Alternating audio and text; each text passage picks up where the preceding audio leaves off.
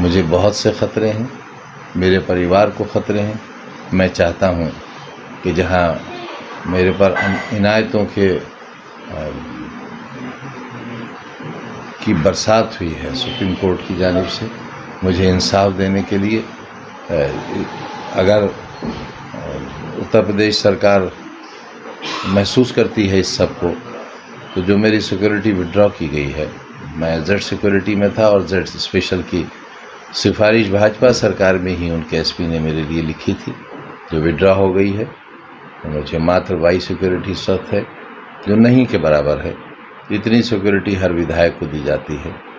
मैं चाहता हूं कि हालांकि हिफाजत करने वाला कोई और है, फिर भी अगर वो सुरक्षा मेरी वापस मिल जाए तो बेहतर होगा, क्योंकि मेरे लिए जो मुकदमात हैं वो और जो फैसले हैं वो, उनकी रोशनी में ख़तरात बहुत बढ़ गए हैं।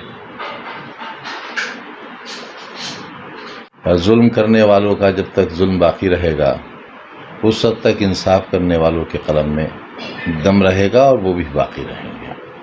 न दुनिया जुल्म से खाली रहेगी, न जालिम से खाली रहेगी, और न ही दुनिया इंसाफ करने वालों से खाली रहेगी। इसका सबूत कई मौक़ों पर सुप्रीम कोर्ट ने दिया है, और यही वजह है कि हम बराबर कहते हैं कि हर शख्स को सुप्रीम कोर्ट जिंदाबाद कहना चाहिए।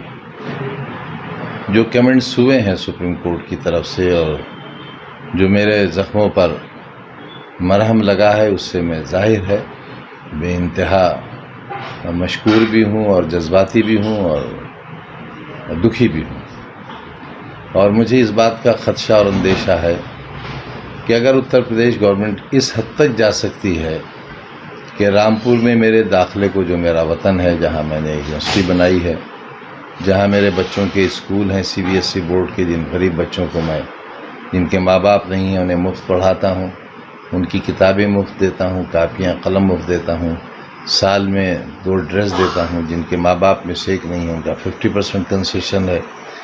रिक्शा चलाने वाले, बीड़ी बनाने वाले, पत्थर तोड़ने वालों से मात्र 20 रुपया फीस लेता हूँ। जो कांवड़ियों के साथ हादसा हुआ है, इसमें मौतें हुई, जब भी किसी मज़हब की, धर्म की या धार्मिक लोगों की क्षति होती है, वो किसी के द्वारा हो और किसी भी तरह की हो, जाहिर है हमें उसका अफसोस भी होता है और दिल भी दुखता है।